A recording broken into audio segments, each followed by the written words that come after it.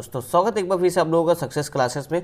देखो आज हम लोग जो कि एक नया इनिशिएटिव शुरू कर रहे हैं जिसमें जो आपको Uttar Pradesh state PCS exam है, इसमें जो आपके पीटी एग्जाम में जो भी प्रीवियस ईयर क्वेश्चन पूछे गए कब से 1995 टू 2020 तक के, वो सारे एमसीक्यू जो कि हम लोग कवर करेंगे सब्जेक्ट वाइज। तो आज जो पहला सब्जेक्ट हम लोग ले रहे हैं वो कौन सा है, हमारा पॉलिटी वाला जो हमारा सब्जेक्ट है। तो पॉलिटी में भी आज हम अपना कौन सा पहला टॉपिक देखेंगे, प्रीएम्बल, यानी जो आपका प्रस्तावना है, प्रस्तावना से कितने एमसीक्यू पूछे गए हमारे पीटी एग्जाम में 1995 से लेके 2020 तक, वो सारे एमसीक्यू को हम लोग कवर करेंगे, उसको एक्सप्लेन करेंगे ताकि आपको आइडिया लग जाए कि कौन से टॉपिक से कितने ज़्यादा क्वेश्चन पूछे जाते हैं और उसमें क्या क्या इंपॉर्टेंट क्वेश्चन पूछने की संभावना होती है।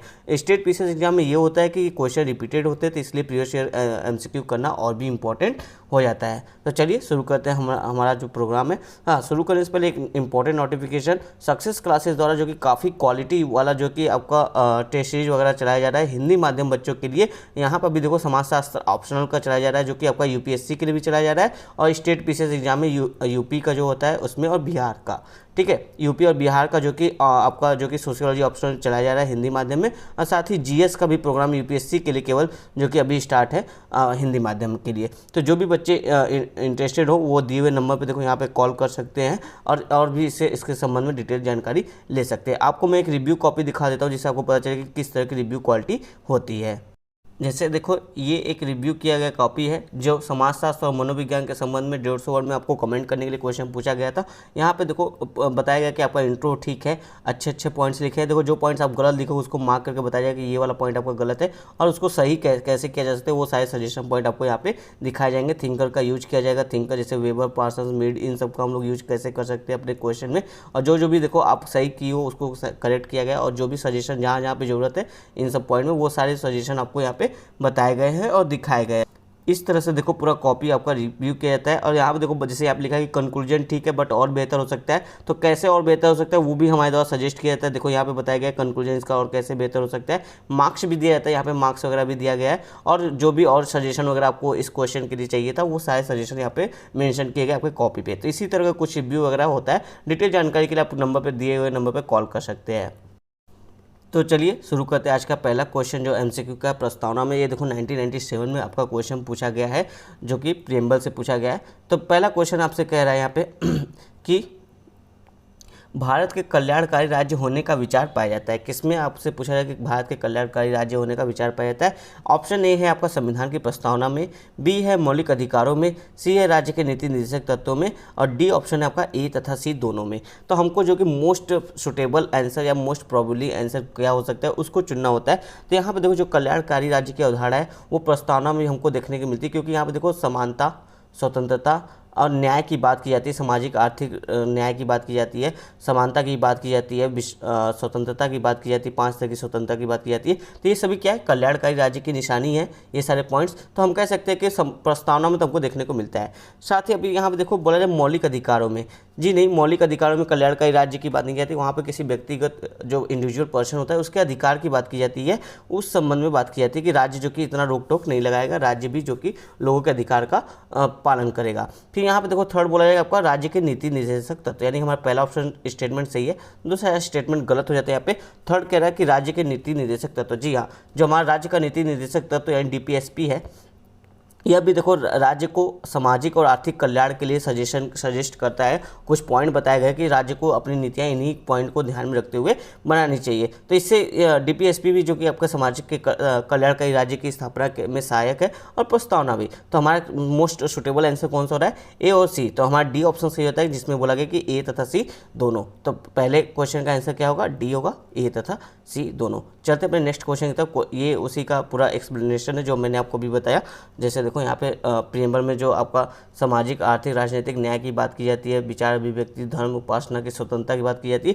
तो ये सभी क्या है, समाज कल्याणकारी समाज का ही निशानी है। ठीक है, चलते क्वेश्चन नंबर 2 की तरफ। तो क्वेश्चन नंबर 2 देखिए आपसे क्या कह रहा है ये क्वेश्चन आपका 1999 में पूछा गया है।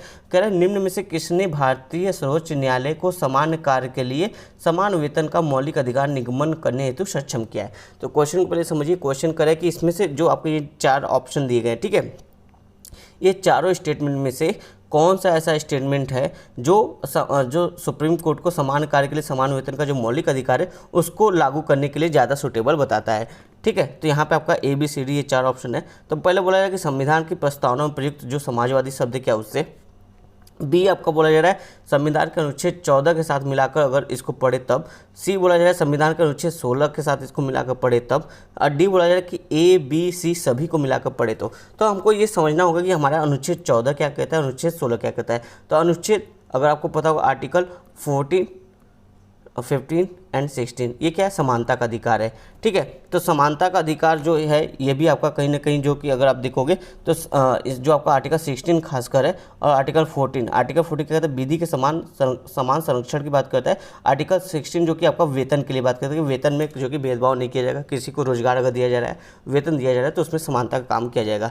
तो इसका मोस्ट सुटेबल आंसर अगर आप देखोगे तो हमारा ये समाजवादी शब्द ये भी ठीक है और आपका आर्टिकल 14, 16 ये सभी सही है। तो मोस्ट सुटेबल ऑप्शन क्या हो जाएगा हमारा ABC सभी को अगर मिलाकर पढ़ेंगे तब जो कि सर्वोच्च न्यायालय जो कि इस सक्षम होंगे कि मौलिक जो आपका ये मौलिक अधिकार है समान कार्य के लिए समान वेतन को निगमन करने के लिए। तो ऑप्शन डी हमारे यहाँ पे सही होता है जो कि 1999 में क्वेश्चन पूछा गया था। चलते अपने नेक्स्ट क्वेश्चन की तरफ। वही यहाँ पे बात किया जा रहा है कि जो समाजवादी शब्द है ये देखो कब जोड़ा गया था, 42वें संविधान संशोधन 1976 के द्वारा जो कि आपका प्रियम्बल में समाजवादी शब्द को जोड़ा गया है। चलते हैं नेक्स्ट क्वेश्चन हमारा जो है क्वेश्चन नंबर 3। क्वेश्चन नंबर 3 आपसे कह रहा है भारतीय संविधान की प्रस्तावना में प्रयुक्त समाजवाद शब्द को निम्नलिखित किस अनुच्छेद अथवा अनुच्छेदों के साथ मिलाकर पढ़ने से सर्वोच्च न्यायालय को समान कार्य के लिए समान वेतन का मौलिक अधिकार परिभाषित करने की शक्ति प्राप्त होती है। तो ये वही वाला क्वेश्चन हो गया, कुछ आप देख लो कुछ उसी टाइप का मिलता जुलता क्वेश्चन, थोड़ा सा डिफरेंस है। वहाँ यहाँ पे बोला जाए जो प्रस्तावना में समाजवाद शब्द है इसको अगर सुप्रीम कोर्ट को इम्प्लीमेंट करना होगा तो कौन कौन से अनुच्छेद को मिलाकर अगर वो करे तो ये हो सकता है। तो आर्टिकल 14 जैसे हमने देखा समता का अधिकार है, आर्टिकल 14, 50 जो कि विधि के समान संरक्षण की बात करता है, समता की बात करता है, 16 जो कि आपको रोजगार में समानता की बात करता है, रोजगार में किसी के साथ धर्म, जाति, लिंग, वंश के आधार पर भेदभाव नहीं किया जाएगा, इस तरह की बात किया जाता है। तो ये आपका आर्टिकल 14, 15, 16 तीनों को अगर मिलाकर पढ़ेंगे तो ही जो कि ये चीज़ें हो सकती है। तो इसका ऑप्शन सी जो कि काफ़ी मोस्ट प्रोबेबली आंसर हो सकता है। चलिए देखते हैं अपना नेक्स्ट क्वेश्चन की तरफ। जी हाँ, जैसे यहाँ पे भी देखो दिया गया ऑप्शन नंबर सी सही ज़्यादा सुटेबल आंसर है। चलते अपने नेक्स्ट क्वेश्चन की तरफ। नेक्स्ट क्वेश्चन हमसे कहता है यहाँ पे देखो बोला जा रहा है 26 नवंबर 1949 को अंगीकृत भारतीय संविधान की प्रस्तावना में शब्द सम्मिलित नहीं थे। यानी कि जब हमारा जो संविधान था उसमें जब प्रियम्बल उस समय जो प्रियम्बल बना था उस समय जब अमेंडमेंट नहीं था, तो यानी जो हमारा ओरिजिनल प्रियम्बल था जो संविधान में ऐड हुआ था 1949 को, तो उसमें कौन से शब्द सम्मिलित नहीं थे। क्या वो समाजवादी था, पंथनिरपेक्ष था, अखंडता था या गणराज्य था। तो देखो जो भारत एक गणराज्य है ये प्रियम्बल में हमारे सबसे पहले ही लिखा था, तो गणराज्य शब्द तो सम्मिलित नहीं था। अब बाकी सम्मिलित था, सॉरी गणराज्य शब्द तो आपका पहले ही सम्मिलित था। ये जो समाजवादी, पंथनिरपेक्ष और अखंडता है ये तीनों देखो 42वें संविधान संशोधन द्वारा ऐड किए गए थे ये तीनों वर्ड। तो इसलिए इसका सही आंसर क्या होगा, ऑप्शन 1, 2, 3। अगर आपको कन्फ्यूजन था कि ये था या नहीं था, लेकिन ये कंफर्म था कि गणराज्य तो पहले से था, तो आप ऑप्शन एलिमिनेट कर सकते थे। जहाँ जहाँ चाहे आप उसको कट कर दीजिए, आपका ऑटोमेटिक जो कि ऑप्शन ए जो कि निकल के आ जाता है यहाँ पे। ठीक है, तो इस तरह से एलिमिनेशन का भी मेथड आप यूज कर सकते हैं यहाँ पे। चलिए चलते अपना नेक्स्ट क्वेश्चन देखते हैं जो आपका UPPCS में पूछा गया है। क्वेश्चन नंबर 5 प्रियम्बल में पूछा गया है, वही बात कर रहा है कि भारतीय संविधान की प्रस्तावना में पंथ निरपेक्ष शब्द जोड़ा गया। तो अभी हमने बात की थी 42वें संविधान संशोधन के द्वारा जो कि इसको ऐड किया गया था। तो ऑप्शन बी इसका सही हो जाएगा। चलिए देखते हैं अपने नेक्स्ट क्वेश्चन नंबर 6 जो कि लास्ट क्वेश्चन है। ये देखो 2018 में पूछा गया है। तो इसमें बोला गया कि भारत के संविधान की प्रस्तावना में कितने प्रकार का न्याय, स्वतंत्रता, समानता एवं भ्रातृत्व का उसी क्रम में उल्लेख किया गया है। अब देखो ये क्वेश्चन का आंसर उसी को आएगा जिसने प्रियम्बल को बड़े ही ध्यान से रीड किया होगा कि कितने प्रकार के न्याय की बात की जा रही है। जैसे अगर हम देखें तो 3 तरह की न्याय की बात की जाती है ना, सामाजिक, आर्थिक और राजनीतिक न्याय की बात की जाती है। फिर स्वतंत्रता की बात की जाए तो 5 प्रकार की स्वतंत्रता की बात यहाँ पे की जाती है। कौन कौन से आपके स्वतंत्रता है, विचार, अभिव्यक्ति, विश्वास, इन सब की जो स्वतंत्रता की बात की जाती है टोटल 5 प्रकार के आगे हम लोग देखेंगे।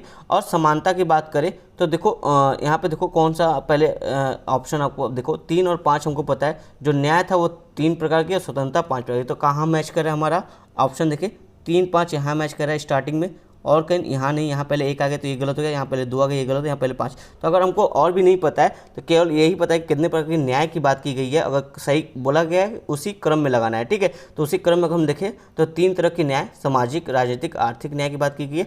स्वतंत्रता 5 तरह की है और समानता की बात 2 तरह की गई है, जिसमें समानता देखो किसकी है, अवसर की समानता और प्रतिष्ठा की समानता की बात की गई है। अब भातृत्व तो एक ही टाइप का है कि भातृत्व की भावना बनी रहे, तो हमारा ऑप्शन ए यहाँ पे सही हो जाता है। इसी का और एक्सप्लेनेशन आप देख सकते हैं यहाँ पे दिया है कि भारत के संविधान की प्रस्तावना में सामाजिक शब्द ऐड है, जिसमें देखो सामाजिक, राजनीतिक तथा आर्थिक न्याय की बात की गई है, तथा विचार, अभिव्यक्ति, विश्वास, धर्म एवं उपासना की स्वतंत्रता, यानी ये 5 तरह की स्वतंत्रता है। कौन सा? विचार, अभिव्यक्ति, विश्वास, धर्म एवं उपासना की स्वतंत्रता की बात की गई है। और समता की बात देखोगे तो प्रतिष्ठा एवं अवसर में समता की बात की गई है, और भातृत्व की भावना का विकास। तो हमारा सही क्रम क्या हो जाएगा? 3, 5, 2, 1। तो ये रहा प्रियम्बल से जो पूछा गया क्वेश्चन है आपका यूपी स्टेट पीसीएस एग्जाम में। अभी तक हमने प्रियम्बल को आज कवर किया है। कल जो कि अदर जो टॉपिक होगा आपका, जैसे फंडामेंटल राइट्स वगैरह, उसको कवर करेंगे। तो